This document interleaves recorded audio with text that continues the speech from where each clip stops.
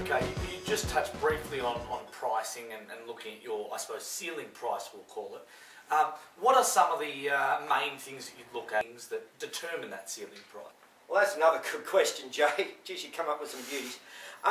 Look, there's a lot of things go into the valuation process of what you should pay for a yearling.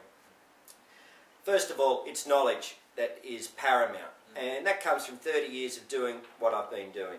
But the reality is, you look at the commerciality of the pedigree, you look at the commerciality of the sale upon which you're buying from, because each sale is different, each sale has a different standard of horse in it, in each state, and you pick up your trends over a period of, say, 5 years, and you look at what that sale is tracking through on its averages.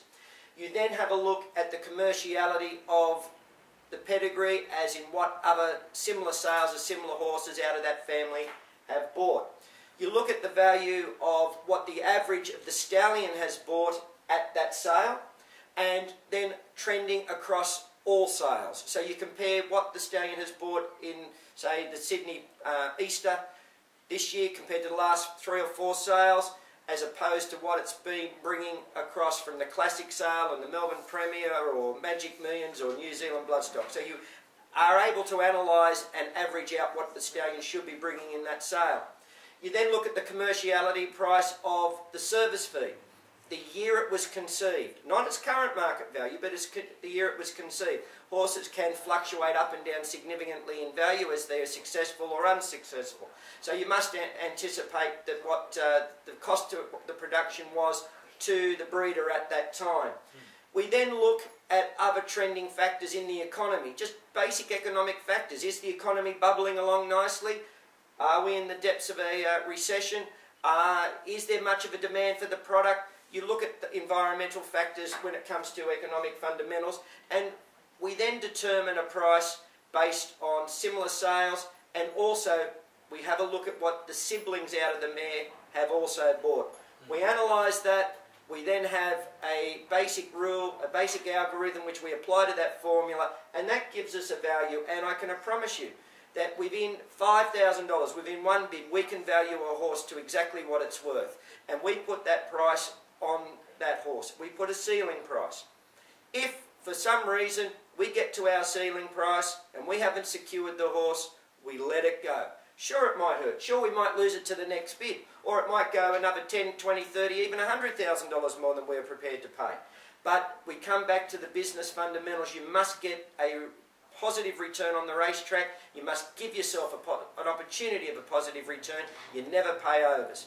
And horses are like buses. Miss the good one, the next minute the next one comes around the corner. So you've got to be patient. You've got to be prepared to miss some along the way. Sure, you're going to miss a good horse. You're going to miss a Group 1, because remember, my criteria is such that we're only buying A grade and we're only buying horses that are qualified. So many of these are going to go on and win good races, but you still must have the discipline to know when and where to stop on the bidding process, because at the end of the day, I'm buying it once, I'm selling it 10 times in 10 share partnerships. I've got to be able to show confidence to my investors that we've bought value for money. Okay. We've spoken about the sales and being out there and how you're there 4 or 5 days, or sometimes even longer than that beforehand, and then you're obviously there during the whole sales process.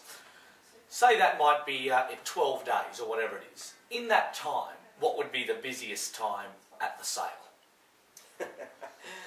The 24 hours prior to the sale starting is always the busiest, because it's like everything. You're coming up to your kick-off time, you're running out of time. If you haven't had the opportunity of seeing a few horses for whatever reason, you're struggling, you're chasing your tail a bit.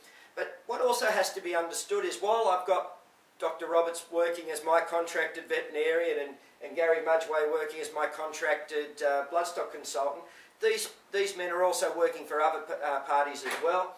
And also, we need to be able to go through and get the results of the x-rays so we can do our valuations. So it's the continual culling process, chopping away the list, and we're then waiting for Tim to be able to get access to the x-rays, because that takes time. There's 42 x-rays being read on every horse that's in that repository. everything takes time. So we're getting down to the pointy end, and that's where we're forever chasing our tail at that stage. And we really work hard the night before because we have no time the morning of the sale to do the valuations. They have to be done the night before. So we find that the day prior to the sale commencing is our busiest, and then we have our last minute run around the hour prior to the sale starting, and then once the sale starts, we've done all our work. All the work's done. That's the easy side. That's where we just stand around waiting for the lots to present in the sale ring to have a bid and a buy on. So that's, from our point of view, good question. The most busiest time and period of our involvement is the day prior to the sale.